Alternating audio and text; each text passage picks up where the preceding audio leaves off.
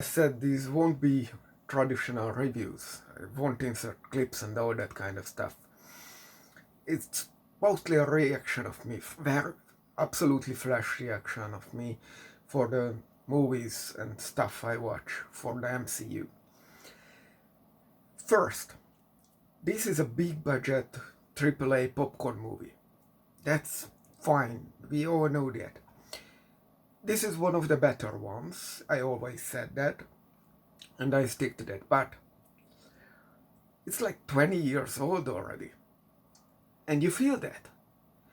It was, rewatching it now was like rewatching The Matrix circa from the same distance. I watched it the last time and I decided to never watch it again.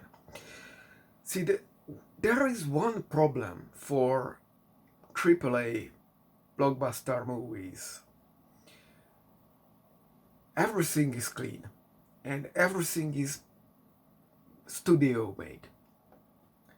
So, cars on the street, you know, cargo carriers, trucks, and family cars, they are brand new, not a speck of dust. Office, sitting in the chair and whatever, freshly built. It's not used before. Like an hour ago, it didn't exist. It's brand new. Money was spent on it. And that's the problem. The money is spent on it. Because your brain registers it is brand new. It is an uncanny valley problem. These are not real things. And because it's a big budget movie, you have one or two people and big sets. Never the small reality. Reality is always small. So, yeah, there is that problem, and that is why you feel the Matrix is not walking in skyscrapers, but walking in studio sets. You see the set, you see the arranged people, you see the camera movement, and that pulls you out if it's not freshly seen. If it's freshly seen, it's, like in Land of the Dead, the firework for the zombies. It's distracting. But if you watched it like 5-10 times, you see it's not real. That aside, still, the story is functional. This whole funding the terrorists, of course they are Arabs, but it's funded by the US while fight by the US, so it's kind of progressive when you think about it, so that's a positive.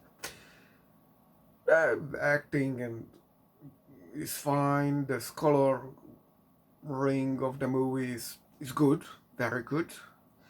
Now, what comes to me, if I'm correct, one of the reporters in a TV screen I saw it was from the chick from Smallville, who ran the pedophile ring. Yeah, and there is the black guy who is a friend of Tony Stark who went all kind of conspiracy theory Christian thing,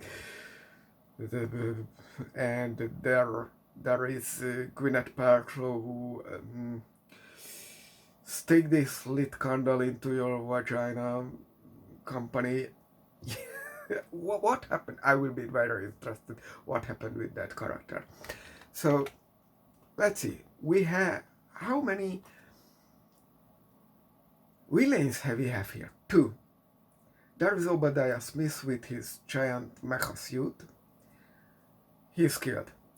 And there is the Ten Rings. What is the goal of the Ten Rings? To rule over Asia. Now, I don't know about you, but Afghanistan is more of a Middle East. So what they are doing in the Middle East? If their goal is Asia, I have no idea. But obviously, you can't really bring back an organization that doesn't want anything to do with the USA.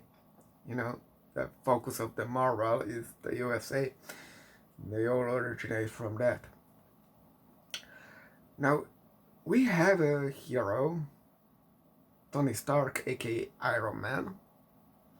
What is fine and dandy, but there is this whole meme on Ironheart. Okay, it's probably a very bad show. We will get to that eventually.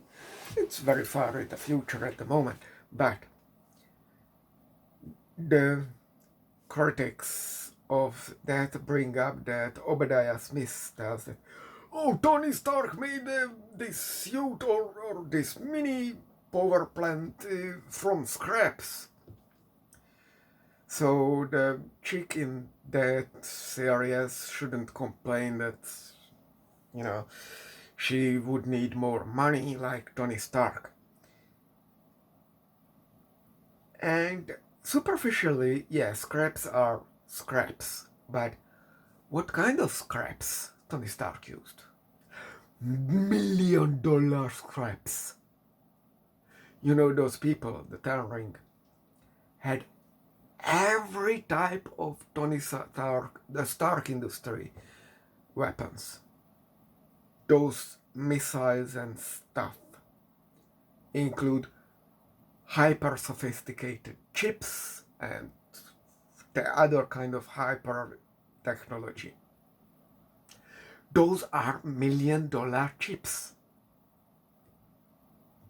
So, yeah, Ironheart would need the resources of Tony Stark, because Tony Stark had the resources of Tony Stark in the cave.